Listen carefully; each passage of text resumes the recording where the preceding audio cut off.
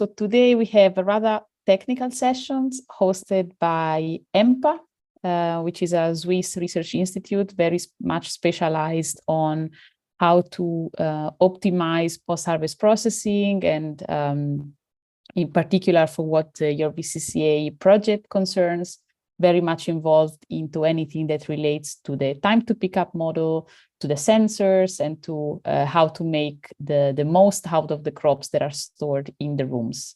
So with us today, we have two colleagues from Empa who are gonna really just guide you first into the model, like behind the scenes of the time to pick up model. What does it mean? What are the features that are relevant for the model to work well and that differentiate between the different types of crops? And then, and this is going to be hosted by Celine, who's a bioengineer doing a PhD at Empa, which has been doing a lot of work on the models that you see within the Coldtivate app. And then we're going to have a second session, which is going to be led by Divine, who's a consultant as a data scientist working on the your VCCA project for quite a while now, and also working a lot with the sensor setup, with some of the machine learning models that are inside of the Coldtivate app. And they are really the person to go to in case you have any extra questions. So we'll make sure that we also in the Q&A, in the end of these sessions, we have enough time to address your anything that you might be wanting to ask. So I guess we can start with Celine. You can just go ahead and share your screen, and I'll just mute myself and leave the stage to you. Okay, perfect. Thank you. So first of all, hello, everybody, and nice to meet you. So I will start sharing my screen.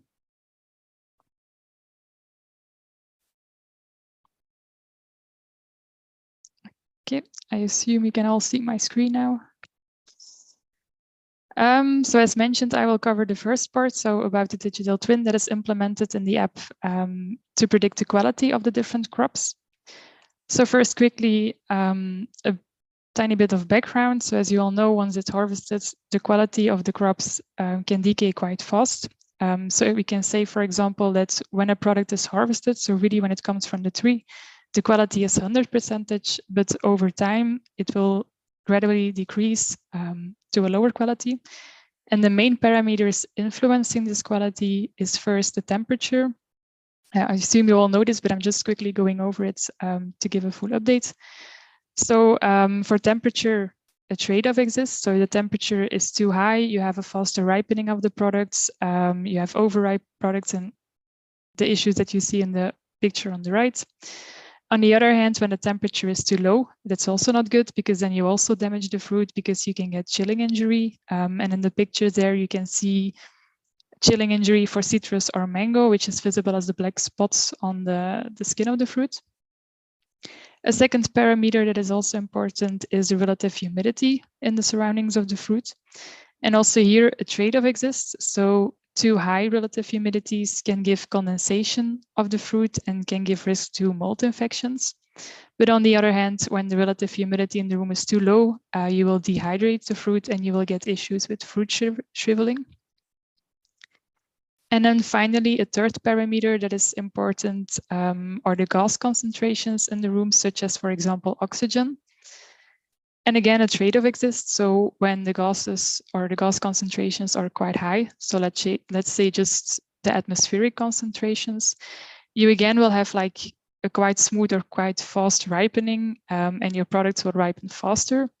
On the other hand, when the oxygen drops too low, then the fruit is not having enough oxygen to keep its metabolic processes. And then you also get internal disorders, for example, as what you can see here, which is also not a good thing. And then another gas that is very important is ethylene, which is a plant hormone that is produced also by the fruit itself during ripening.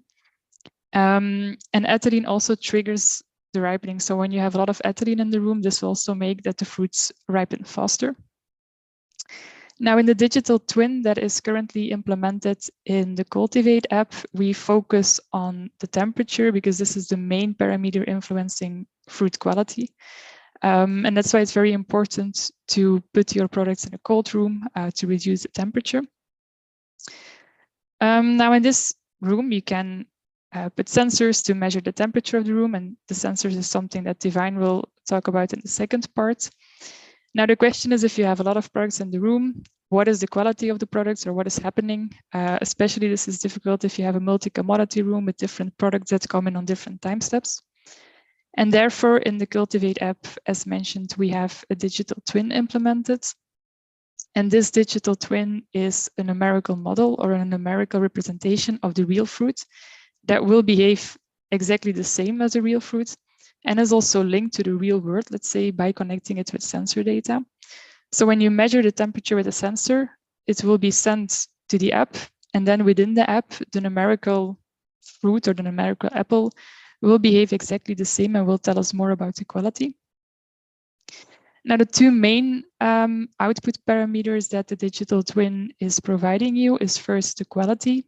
That's as mentioned before, right after harvest, we can see that the quality is 100%.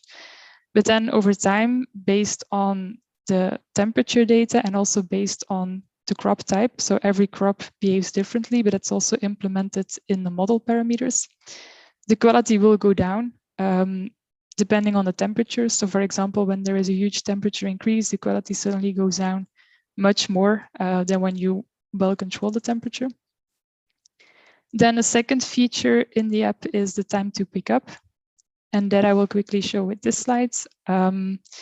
So the time to pick up is the storage life. So this is how long can I still store the products in the cool room before I have to go to the market. And at this market, we assume that you can still keep the products there for half a day.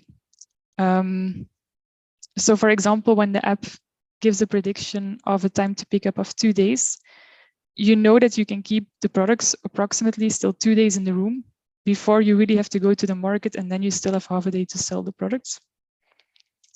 Now a few comments. This is what I will do sometimes in the slides, just to give you a little bit more background information on what is implemented in the app, that you also can understand the predictions better. So first, as mentioned, the time to pick up is basically a prediction in the future. So how long can you still store the products in the cool room?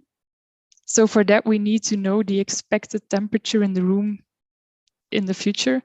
And for that, we use a set temperature. And this set temperature is calculated differently based on the sensors that you have.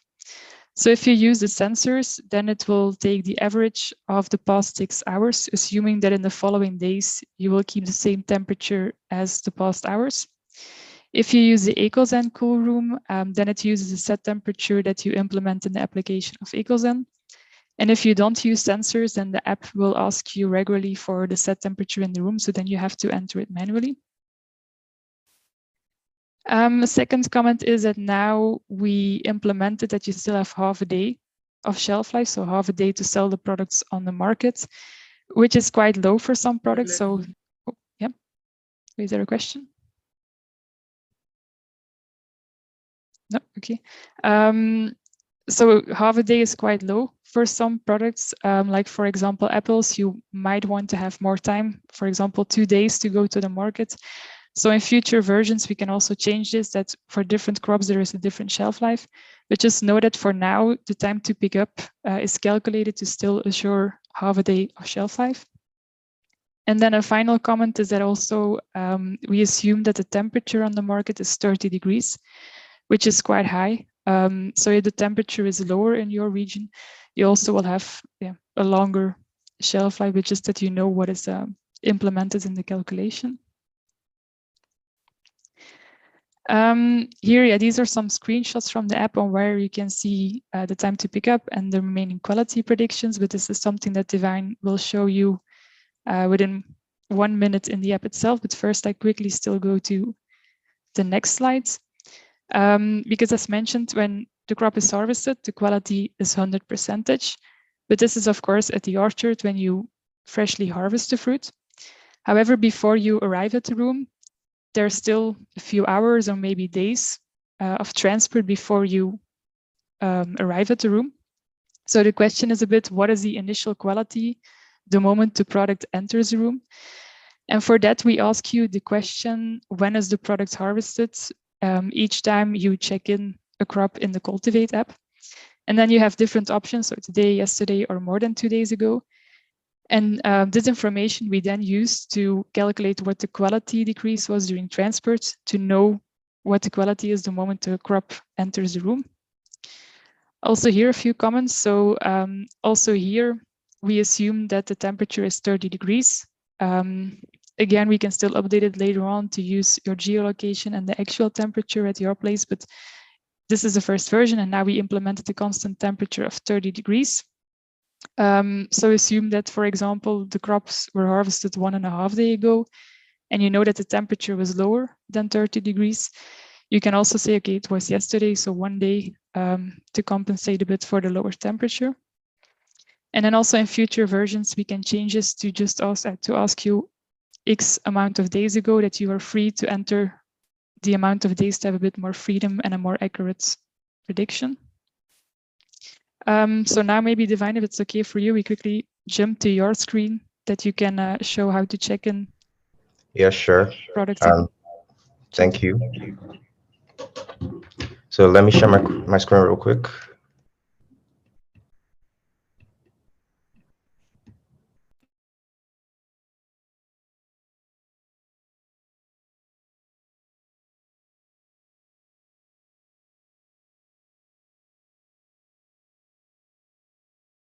We can see it, but we are muted now.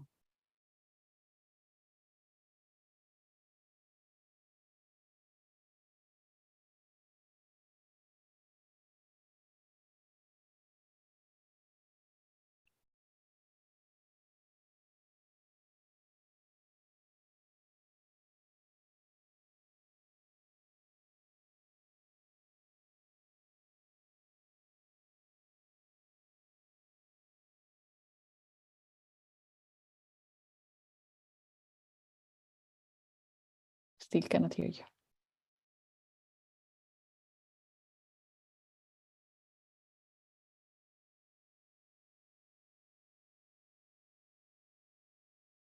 I think he quickly had to leave the meeting and probably join again. Or I can, in the meantime, continue the slides, and then after the part, after my slides, then maybe Divine can still showcase, or? Let's see if he manages to join now. Maybe it makes sense to have it now. Then it's volume 1. Hi, sorry for something went wrong with my setup here, but I'll start again, share my screen. Mm-hmm.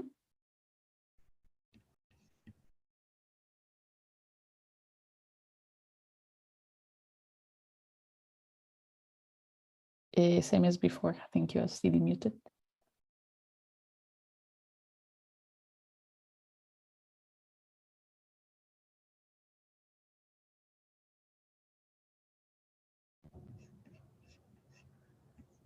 Can you guys hear me now?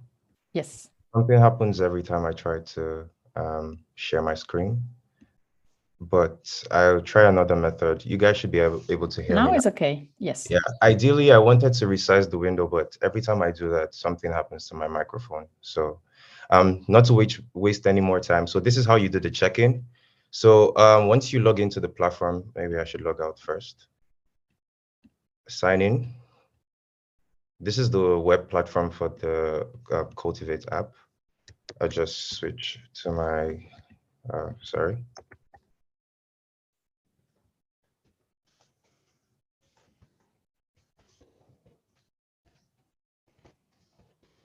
Log in. Okay, so now I've logged in as an operator on the app, and this is how you do a check-in. There is this little button or icon here at the bottom of the screen. You click on it, and the green one is for checking in, and the red one is for checking out. So when you click on the green icon, you have to select a user that's checking in something into the phone, into the cooling unit. So if you have already registered users before, you would see their names here, but this is a room where I don't have any users for my company. So that's why you see user without phone. So you confirm, then you add your crates. Because my room right now is not using a sensor, it's always going to manually trigger and always ask for you to input the current temperature. But we're not focusing on that right now, so just continue without updates. Then you have 3 categories, so you could select from fruits, roots, vegetables, or vegetables. And when you click on one of them, you see the list of products that you want to check in. So perhaps you want to do a check-in for apples. You click here, you indicate the number of crates. Let's say two crates. And then you click on confirm. You can see the weight of the crates as you have previously would have set for your cooling unit. So when you click on confirm, you ask the farmer or the person that's checking in the product how many days they would like to store their crops for. Perhaps they would like to store it for 4 days. And then you impute that here. And then you see the price calculation based on the price settings for your cooling unit already. And then you confirm this. It will then ask you a question concerning, like, this is what is basically used as input to the digital twins as well to calculate the quality and the time to pick up. So let's say this apple was harvested yesterday. You just select yesterday, and then you have to impute the diameter. So for some fruits and vegetables, it will ask you for the diameter, and for some, it won't ask you. It just asks you the date of harvest. So depending on whichever crop you're checking in, you can get 2 or just 1 question. So let's say 50 millimeters, confirm, and then confirm again, and that's it. You have your check-in successfully completed. Yeah, this is the temperature alert again. So I just click. So we can see here that if you click on this, so if you click on the commodity in the app, you can see that the quality metric that Celine was talking about. So we have this apple at 79% quality, and the time to pick up metric is on the right corner. So it means that this apple has, at the current temperature of your cold room, this apple has 1 day left before you would have to take it to the market to sell for half a day. So basically, this is how you do a check-in on the Coldtivate app. Thank you. Okay, great. Thank you, Divine. Jump to my screen again. Maybe are there questions up to now that you would like to address?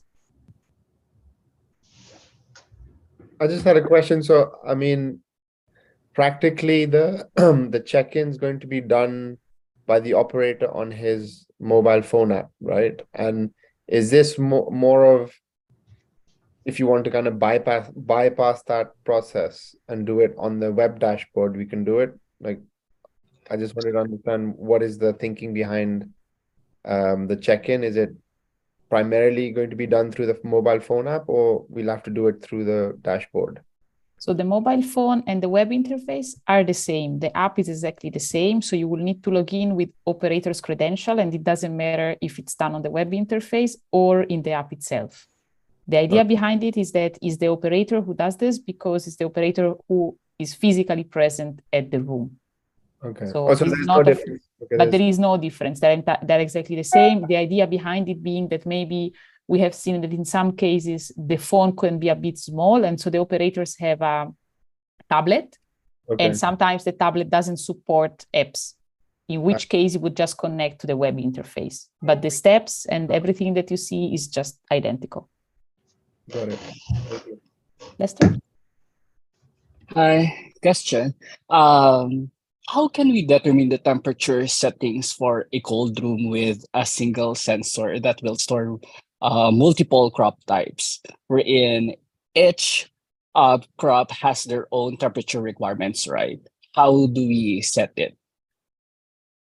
Yeah, that's also coming a little bit back in the second part, maybe. But that's indeed the hard part, because every crop has a different temperature, but in the room you can only have one temperature, for of course.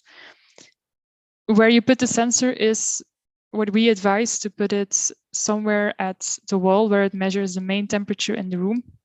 So not in a box or somewhere on the ground, very hidden, but that it measures the main temperature in the free air region, let's say. Indeed, there might be small, or there will be small temperature gradients in the room if you have a lot of boxes stacked, but that's something you cannot capture with one single sensor, but that's still something we're working on to improve this. Which temperature you have to set, it's quite a long discussion that we can have about that. But I would say if you have different crops, like as mentioned in the first slides, if you have a too low temperature, you also damage the fruit by having chilling injury. So if you don't want to have those chilling injuries, basically you have to increase the temperature to the lowest, the highest optimal temperature of all the crops in the room. That will cause that some products that require a lower temperature will respire more and ripen faster, so you can keep them less long in the room. And then the app can help you to keep track of how fast the products are respiring and when you have to take it out. But that's a decision that you have to make a bit depending on how many crops you have in the room. What is the amount of each crop that you say, okay, I will reduce the temperature a little bit more to avoid that some products will have chilling injury, or I will put my temperature a little bit lower, so that I can keep the products longer, but then the products with a higher temperature might have chilling injury. And then again, you can try to protect those crops a bit, for example, by putting kind of a blanket over them, or protect them a bit more. But of course, a temperature of, if you need a temperature of 10 degrees and you put a temperature of 1 degree in the room, that's something that will not work. Then you will have to increase your temperature a bit to avoid chilling injury. It was, I don't know if this is an answer to your question, because it's quite a complex. Yeah, correct. Agree. And then, so it's more on basically purely based on the judgment of the operator, right? So for instance, we could just base it on the amount. If majority of the crops that are currently stored is potato, for instance, and then set it to the desired temperature requirement of the potato, and then the other crops should adjust. Yeah, exactly. To the temperature requirement. Okay, cool. That's what I would recommend. And then it might be indeed that your set temperature sometimes will change in the room to keep an optimal temperature for the products in the room.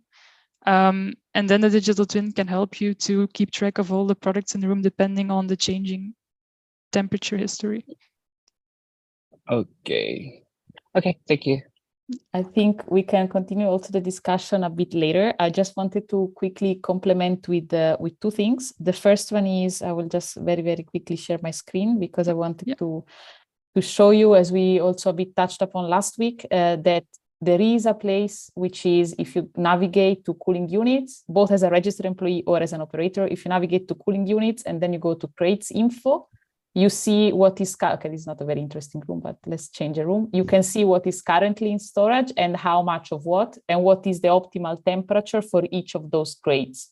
So this can help you in taking a decision about what are the quantities as an overview of the different types of crop that you have, so that you can also understand which is the closest temperature to which you should be to favor most of the crops you have.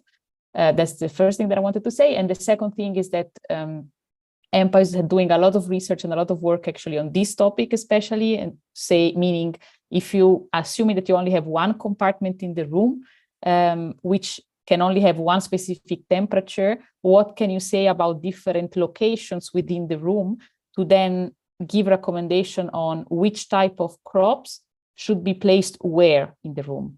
And this is something that will take some time, because it's really ongoing research. There has not been any work done on this previously, so that's really work in progress. But what we will already what we're planning to add to the app is in the Knowledge Hub to add an extra page or a couple of extra pages in which we at least give you some tips on how to manage multi-commodity rooms in a better way. And some of the things I think we will also touch upon in this presentation. But we do, just to acknowledge that we do know that this is a big topic, and we do know that we can have a lot of discussions, maybe also in the Q&A. If there is time, we can also spend a bit more time on this. But that's it. Okay. Yeah, so thanks, Roberta.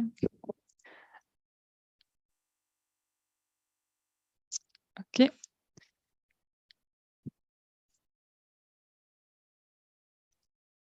So then still some additional notes to have a bit of a recap and some additional assumptions. So first, the main important thing is, of course, that you apply correct product handling just to minimize quality loss. So proper packaging, soft handling to minimize bruises on the fruit, because that will damage the fruit, also give risk to mold infection. So just the general good practices are very important. And to store products at a low temperature, so in cold storage. A second note is that accurate room temperature measurements are also important because these temperature measurements are implemented in the digital twin. So a first note is that the temperature measurements ideally should be continuously, because if you don't have measurements, the digital twin cannot compute anything. So it's also important to regularly check the battery, for example, of the sensors, and also that the sensors are well placed in the room. So a bit what we were discussing now, but for that we also have sensor guidelines, and Divine will continue on this topic later on. Then as mentioned also that you do a proper check-in. So each crop that enters the room that you check it in, that you can keep track of it in the Coldtivate app. And also that you indicate the days since harvest accurately or honestly, because this is also important to calculate the initial quality of the crop that is entering the room. Then also, to mention a bit, to have a bit of a careful interpretation of the time to pick up, or some additional notes that you know a bit how to interpret the time to pick up. So first, storage or the quality of fruit is largely dependent on temperature. So if you change the temperature in your room, the time to pick up will also change because of that. So just that you are aware, assume that you have a temperature of 5 degrees in your room, and then some new products enter the room which need a higher temperature. So you slightly increase the temperature to 10 degrees, for example. Just be aware that then also in the app, you will see a decrease in the time to pick up of the different crops, because at a higher temperature, you can store your crops for a shorter time only. Then as mentioned, we now assume that you still have a shelf life of half a day at 30 degrees after you take the products out of the room. Then, quite an important comment as well. So fruit and vegetables, they're biological products, they are alive, there is biological variability, so it's quite a complex topic. Every fruit also behaves differently. So in one box, you have some fruit that you will see differences already in one box. Some can be stored long, some can be stored shortly only. However, the main goal of the digital twin is to give you an estimation of the storage life that is representative for that crop or that batch. So to give you a bit of an expected time to pick up or an average time to pick up that can help you to manage all the different crops. But of course, if it says 1 day, it might also be that for some days it's 1.5 days or only half a day. So there is a bit of variability. But I think it can definitely help you to keep track of it if you know that you can only store it for 1 or 2 days, or for 5 days still, or for more than a week. But just that you are a bit aware in this and interpreting the value. And then, now we link it to temperature data, to initial quality, and also the quality kinetic parameters are also calibrated for different type of crops. Of course, it's very complex and some things are not implemented yet. One of the things, for example, is also the ripening of the products.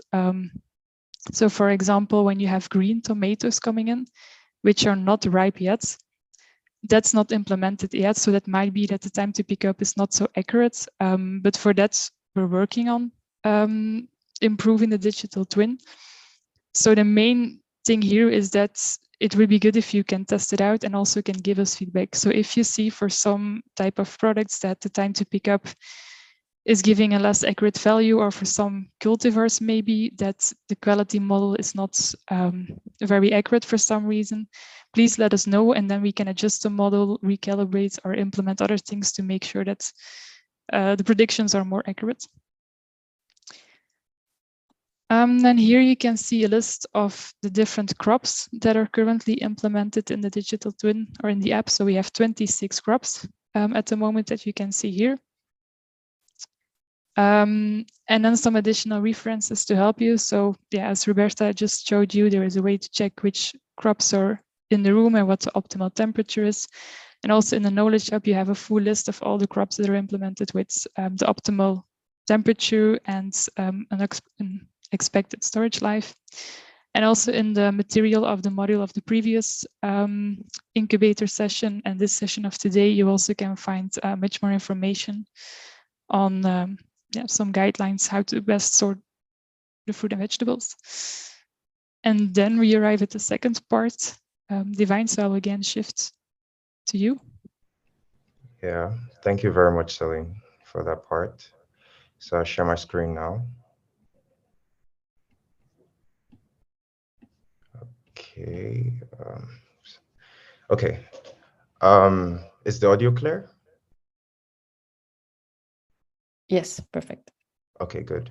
So first of all, I would like to, because we are aware that I think 2 out of all the companies here have actually received the UV board sensors for the pilot, and for the rest, it's still on the way. So I would like to ask if anyone here has actually already tried to set up the sensors, and if and where you got stuck, so I will know where to focus on for today's session. So has anyone already tried to set up the sensors? Yeah, the Fresh Depot has tried it already.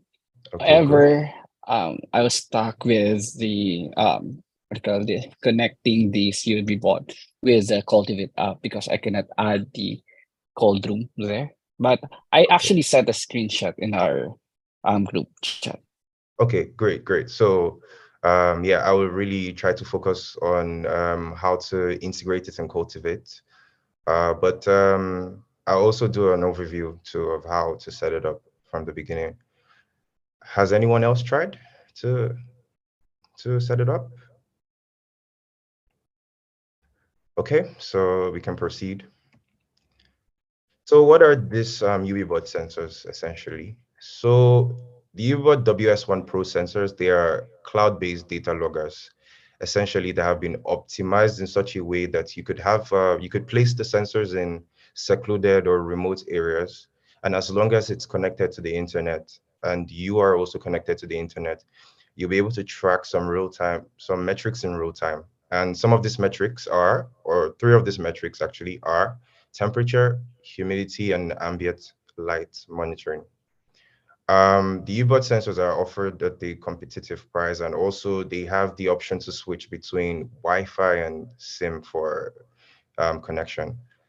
In case you want to, I mean, not in case, in this case, we are using this, you would have to register first on the UbiBot platform. So when you click the link here, it will take you to this page right here where you can create an account. It's as easy as just filling in your information and confirming. And then we also advise, because it's necessary in the next steps, to have the mobile app as well. So if you click on this link right here, it will take you to this page, and you can choose the app you want based on your OS version. So you have for iOS and you have for Google Play, and you also even have for your desktop. So just click on one and download it and follow up with the setup. So the WS1 Pro sensors have 2 ways of connecting to the internet. And this is by SIM or by Wi-Fi. I'll be showing you how to do both, how to set it up for both. So it comes with there are 2 kinds of SIM cards you can use in this case. There's the Follow-Comms Global SIM, and that's actually, you pay an activation fee of approximately $7 as of November 20 last year. The way to register the SIM, so as soon as you've registered your account and you've downloaded the mobile app, you'll be able to access this control panel here. So once you sign up and you follow the steps, you'll be able to access a UbiBot control panel here. So if you would like to use the global SIM, we advise that you try this first, because we actually recently experimented with this in Nigeria. We had the global SIM with one of the sensors, and it should have worked in Nigeria according to the specifications, but we found out that it just wasn't working no matter how hard we tried. So if you if you would like to try the global SIM first, you can just come to this console platform, and you can see this SIM card here. You click on it, and you click on quick entry. So when you click on this, it will prompt you to enter the ICC ID number, which should be written somewhere on the body of the SIM card. Alternatively, you can also access this from clicking on the hamburger here and coming to Data Factory, SIM card management. It will take you to the same page. The next steps after clicking this are quite intuitive. So you just follow it up, you make the payment, and your SIM will be activated, and you can check if you are connected. So going back to the slides, once you've activated the SIM, that's the global SIM. I really wished I could have had a sensor with me here so I could show you, but I hope these images will suffice. So at the back of the sensor, there's a compartment for the batteries. This is where you put. I have the sensor. I don't know if it's visible, but okay. I hope I can't see anything because I'm on slides, but I hope people can see.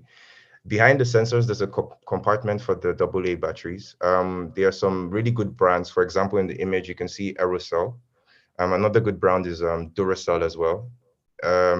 But just above this, the battery compartment, there is a SIM card compartment, and it's a micro SIM size. So you just insert in there, and you close the compartment, you push the power button that's located on the right side of the sensor, and the sensor should be live.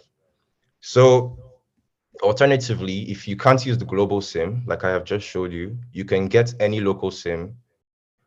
We had to test with 3 local SIMs when we experimented in Nigeria, and we found that one worked and 2 worked and 1 did not work. So which we advise you to look for the SIM card with very good connection around your area. Also, you could choose a prepaid or a postpaid SIM, whatever is cheaper for you. And make sure the SIM card is activated and has an active data subscription on it. So as soon as you do that, you do not need to do what I just did now by going to the console. You just put the SIM card directly in the SIM card slot and you should be connected. So how do you check that your sensor is connected to the internet once you've registered the SIM? You can go to the web platform here. So you go to Data Warehouse, for example, and you'll be able to see your channel that you've just set up. And if you click on it and you go to the private view, so I believe this sensor has actually been offline for like 2 days now. So we can toggle this button here to go back. Okay, good. So on the platform, on that private view, once you've set up your sensors, you should be able to see the charts here. Obviously, it will not be this historic data you see. You just see maybe if you set it up for an hour, you should be able to get the readings for the last hour or something like that. And then once you can see this, you've confirmed, then your sensor is live. Then you can go to the settings here. We advise that you adjust the data sync interval to 20 minutes. During our experimental phase, we experimented with different sync intervals. That's basically the frequency with which the data is uploaded to the cloud. And we found that 20 minutes is really good to to extend the battery life of the sensor, and also is useful for the digital twin recomputation that Sally just showed you guys in the beginning. So you can change this value here. You just select from a list of values. We advise 20 minutes. And we also advise that you turn on other metrics that are not being monitored. So basically, only turn on for temperature and humidity, because that's only what you need in the app. We don't track any other of these metrics. But it's also important to note that in some cases, and I'll also come to this later, your sensor might not be able to receive internet connection in a cooling unit. So it's probably so remote that there's no network connection in that area, which is something we also experienced in Nigeria. And then you would have to use a probe. So essentially the probes would be connected to this logger, and the logger will be placed outside of the cold room, but the probes will now act as the actual sensors inside the cold room. So it's just going to be the logger outside transmitting data to the cloud. And when you have that situation, you would have to select one of these other metrics. As you can see, PT 100 temperature, external temperature, DS1. So these or one of the RSs. So these are when you are actually utilizing the probe. So you can't, you will not be able to get the data if you just select temperature and humidity. Okay. So yeah, once you're able to see the charts, let me switch to my phone, because I would like to show you in the mobile app as well. So I'll stop sharing. I'll share from my phone real quick.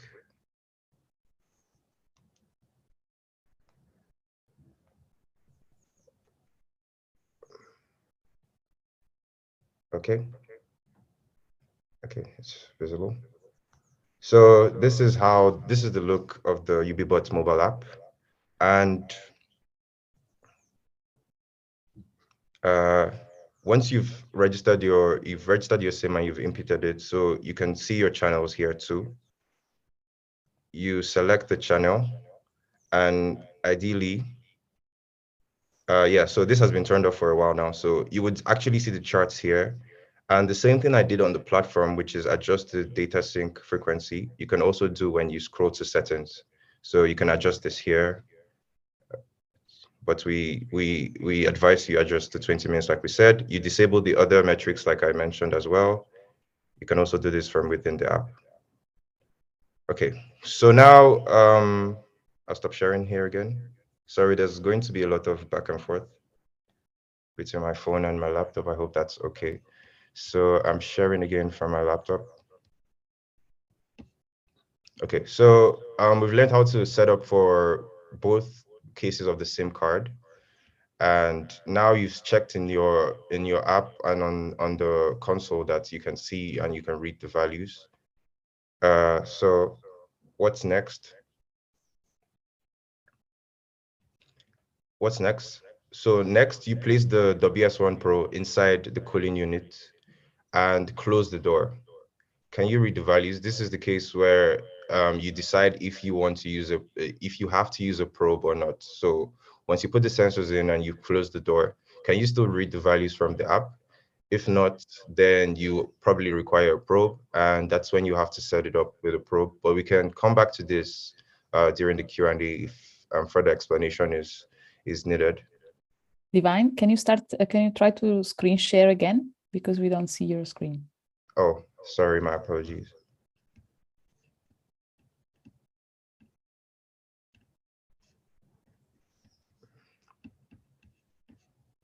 Yeah, now we do. Thanks. Okay, awesome. So we've learned how to set it up for SIM card. Next is how to set it up for Wi-Fi. So perhaps it's the case that you have both options located, at your cooling unit, and you want the sensor to automatically switch between Wi-Fi and SIM, or you just strictly want to use Wi-Fi. There's also a way to set this up, and for this, I'll also have to switch back to my phone. So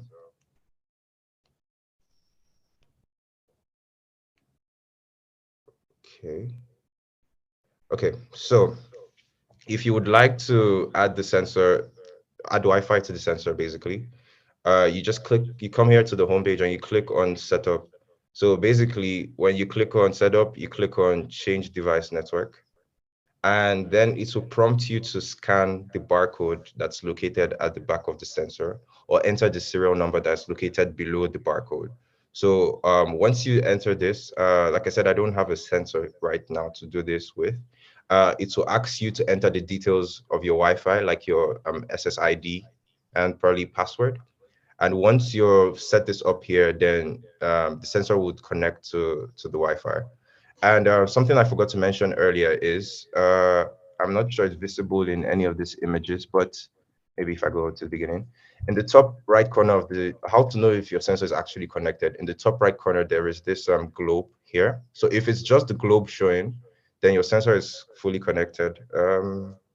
Wait 1 second, I realized that I'm not sharing from my laptop anymore.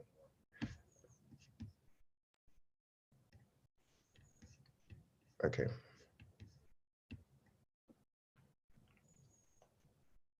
Okay, so 1 second, it's coming up. Can you guys see my screen? No, not yet. Okay. Let me try this again.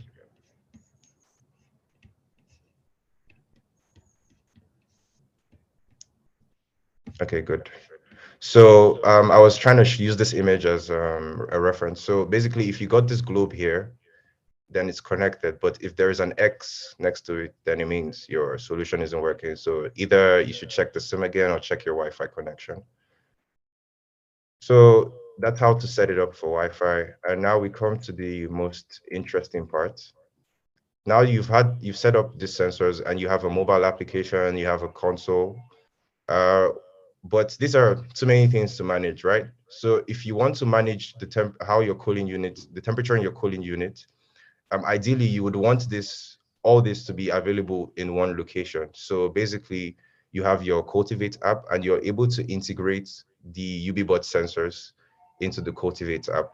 And I'm about to show you how to do that. I'm gonna do a live demo of this, so I'll just switch to. You guys can still see my screen, right? You can see the mobile app, right? Yes. Okay, good. So 1 second. Okay, all right. So this is the part that we should really focus on because of the question earlier. So you come to management. First of all, you have to log in as a registered employee to do this. You come to management, you come to cooling units. So you can either create a new cooling unit or you can edit one. For the sake of the question that was asked earlier, I would create a new one. So you click on the plus sign, then you have to fill in these fields. Let's call this 1.4 because I have 1.3 there. It's located in, I only have one location. Let's say it's stored at the market. Units is create, price is per day. Let's say I charge 100 per day, for example. And let's say my total empty volume is like, 10. Let's just fill this with random values because it's not really important. Let's say 100. Okay, now this comes to the part. So this section that says sensor available, you will have to toggle this on. And now it will ask you to select a sensor type because currently in the app, we're using both sensors from EchoZen and UBBot. But the scope of this presentation is just for the UBBot sensor, so I'll be focusing there. But I'll say one thing about the EchoZen sensors. They usually come with the cooling units. So essentially, you would just have to get a couple of details, username, password, machine ID, put it in the app, and you would set up. But for the UBBot sensors, you need two information, your account key and your channel ID. And you can find these on the console. So you go to your console, your control panel. Let's say you just landed in the control panel data warehouse. Right there, you can already see your channel ID and it's 5626. So let's copy this.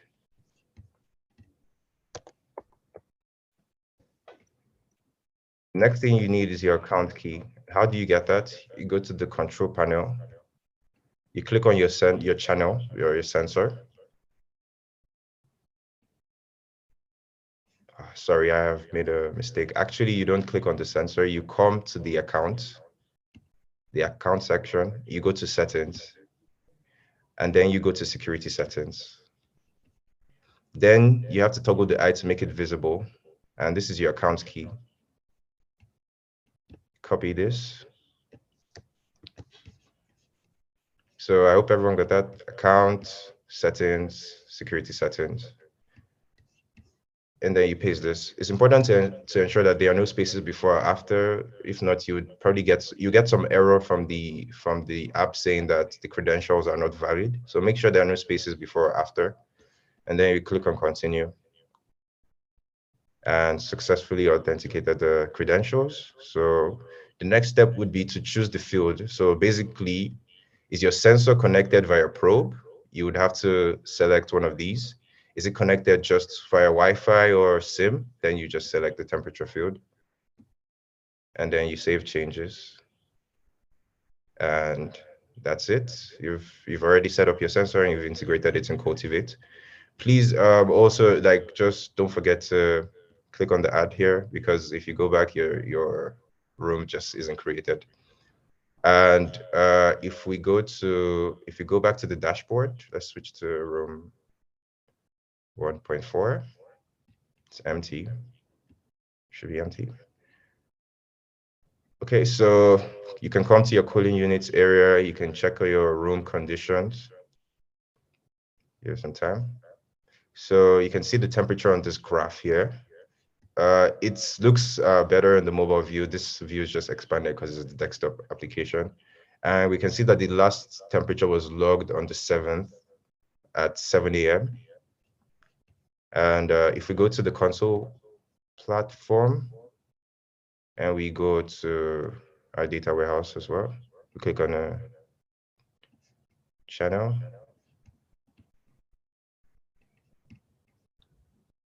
Okay, so actually that's a different channel I just clicked on now. Let's click on the correct channel, 56. Okay.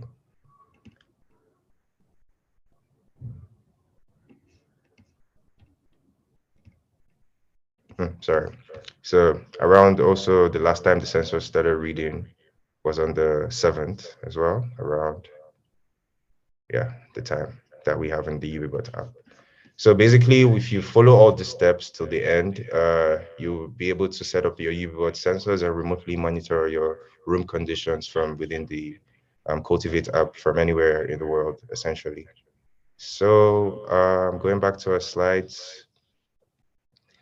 So yeah, what I just talked about, the channel ID and the account key, that's all you need. And I've just showed you how to get that from the console and how to add it in Coldtivate too. But in case you have any issues setting it up, because that may be the case, please feel free to reach out to us at the email address here or on the Slack channel that that everyone's already included in. It's probably, I would advise to go for the Slack channel because we can quickly respond to your questions quicker. And also, if you would like to get the more detailed version of the presentation, like you can click on the sensor, the operator manual, and go to the sensor setup section, and you have more detailed steps. And yeah, that's it. I hope it was good, and I guess we can hand over back to Roberta for the Q&A. Thank you, Divine. I have one comment on last question on the cooling units. So I think the issue that you saw is that you don't have, so as you saw in Divine presentation, the cooling units are linked to locations, right? And maybe you can go back to the app, Divine, which means that you need to have at least one location to then create a cooling unit. And this is why in the menu, at first, the cooling unit, it's like grayed out. So I think your problem is that you don't have locations yet. Once you create one location, then you can, the cooling unit section is not going to be grayed out anymore, and you can create a cooling unit and do as Divine just showed. Okay, got it. I'll try that one. Thank you.